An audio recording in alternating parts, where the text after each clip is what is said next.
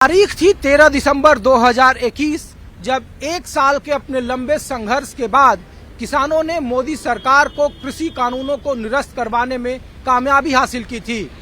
दिल्ली के बॉर्डर से किसान विजय दिवस मनाकर अपने घरों को लौटे थे, इस उम्मीद के साथ कि अगले कुछ महीनों में एमएसपी की मांग को लेकर आजाद भारत के अमृत काल में मोदी सरकार कोई नया कानून लेकर आएगी और किसानों के उन जख्मों पर मरहम लगाने की भरसक कोशिश करेगी जिसको लेकर किसान परेशान थे।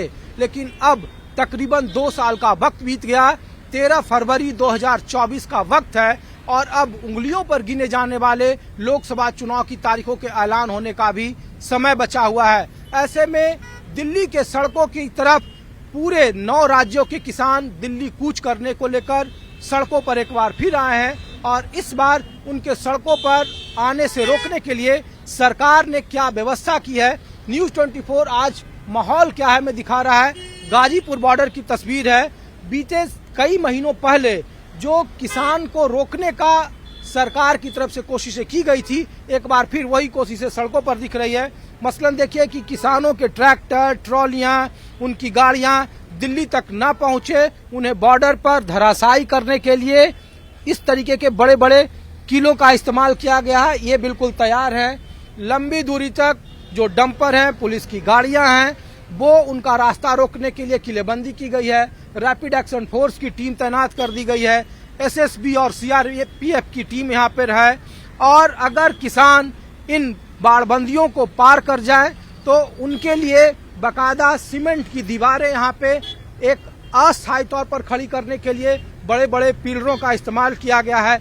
जो पिछले बार अलग अलग शंभू बॉर्डर, सिंधु बॉर्डर जो दिल्ली को अन्य राज्यों की सीमाओं से जोड़ते थे, वो तमाम बॉर्डरों पर इस तरीके की तस्वीर आपको देखने को मिलेगी।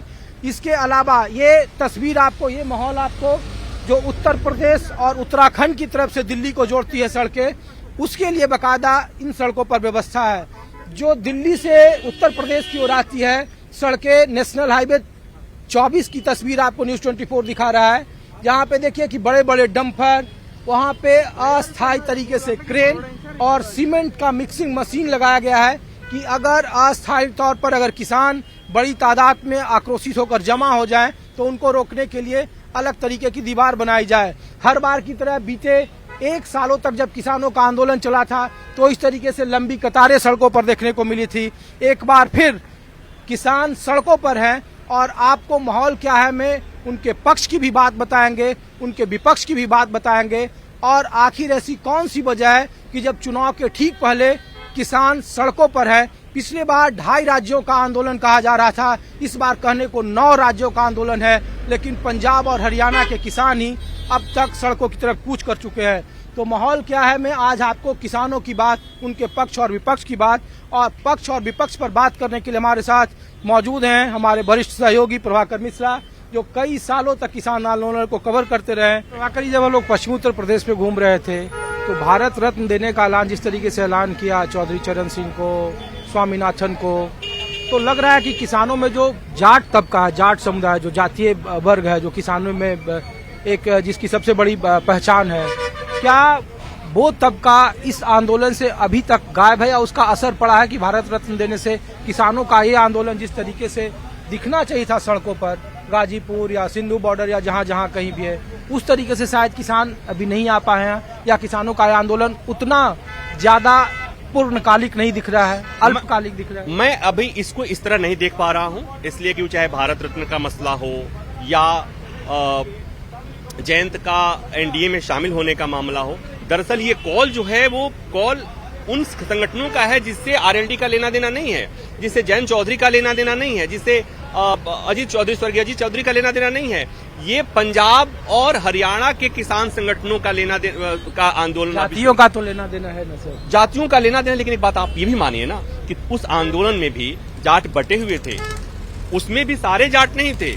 लेकिन एक बात और समझ लीजिए कि जब बात बढ़ेगी तो ये जाति बंधन भी टूटेगा, तो वो हो सकता है कि वो आए, वो फिर नहीं देखेंगे। और मैं तो ये कहता हूं कि अभी भी मौका है, अगर जयंत चौधरी इसमें इंटरफेयर कर दें, अगर कह दें, जब वो कहते हैं ना कि प्रधानमंत्री में उनको चौधरी चरण सिंह की दिल जीत लिया और चौधरी चरण सिंह की छवि दिखती है, मुझे लगता है कि यही एक मौका है जो चौधरी जयंत चौधरी को बहुत बड़ा कद दे सकता है कि वो आ जाते और घुस जाएं और वो कहें कि किसी तरह समझौता करा दें और कहें कि हमने ये समझौता करा दिया, किसानों के पक्ष में समझौता कर जय जय हो जाएगी। टीवी पर जो आपको सुन रहे होंगे सर, वो फिर कहेंगे कि प्रभाकर मिश्रा अपने पुराने लाइन पर है।